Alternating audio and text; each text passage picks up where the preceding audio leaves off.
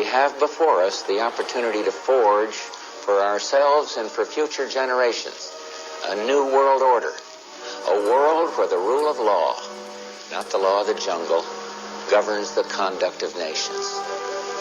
When we are successful, and we will be, we have a real chance at this new world order, an order in which a credible United Nations can use its peacekeeping role to fulfill the promise and vision of the UN's founders.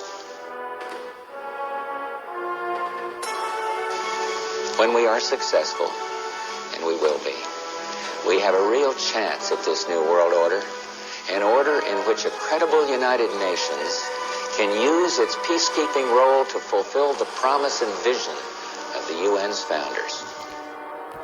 Until now, the world we've known has been a world divided, a world of barbed wire and concrete block, conflict, Cold War.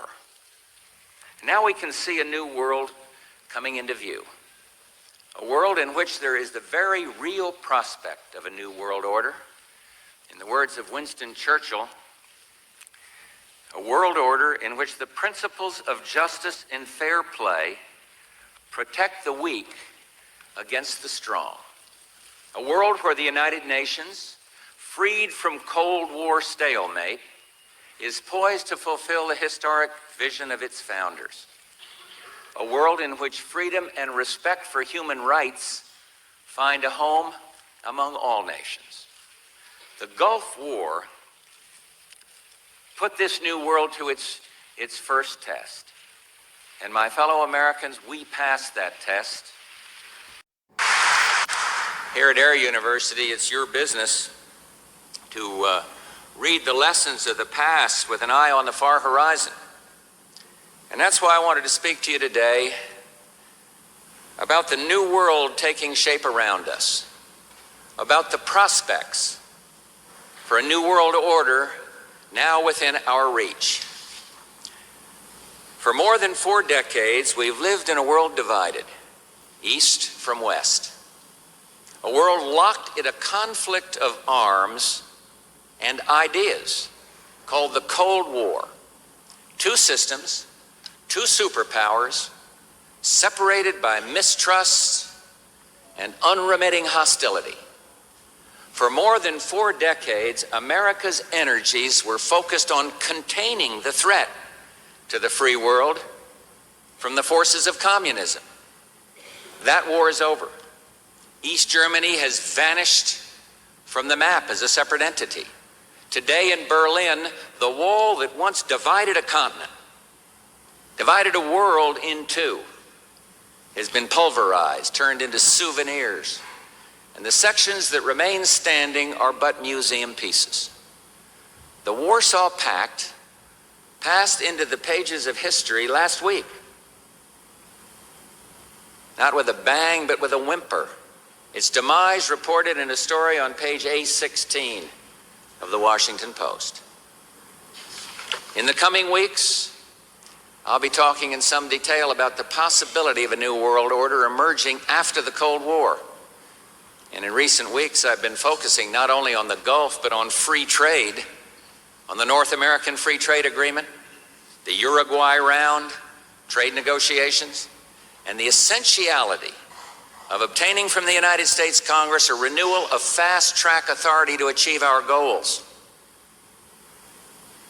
But today, I want to discuss another aspect of that order, our relations with Europe and the Soviet Union.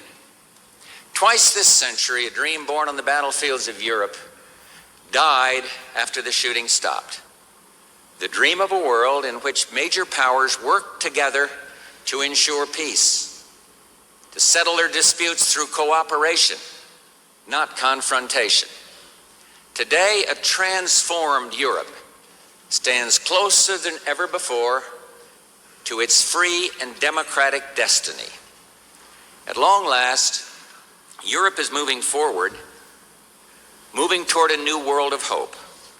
At the same time, we and our European allies have moved beyond containment to a policy of active engagement in a world no longer driven by Cold War tensions and animosities. You see, as the Cold War drew to an end, we saw the possibilities of a new order in which nations work together to promote peace and prosperity. I'm not talking here of a blueprint that will govern the conduct of nations or some supranatural structure or institution. The New World Order does not mean surrendering our national sovereignty or forfeiting our interests. It really describes a responsibility imposed by our successes. It refers to new ways of working with other nations to deter aggression and to achieve stability, to achieve prosperity, and above all, to achieve peace. It springs from hopes for a world based on a shared commitment among nations large and small to a set of principles that undergird our relations: peaceful settlements of disputes, solidarity against aggression, reduced and controlled arsenals, and just treatment of all peoples. This order, this ability to work together, got its first real test in the Gulf War. For the first time, a regional conflict, the aggression against Kuwait, did not serve as a proxy for superpower confrontation.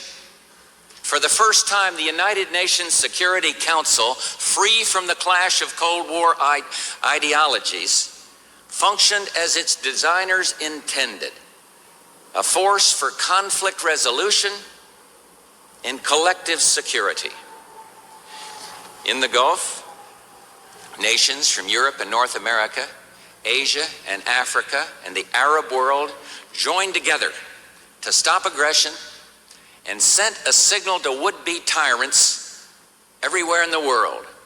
By joining forces to defend one small nation, we showed that we can work together against aggressors in defense of principle. We also recognized that the Cold War's end didn't deliver us into an era of perpetual peace. As old threats recede, new threats emerge. The quest for the New World Order is in part a challenge to keep the dangers of disorder at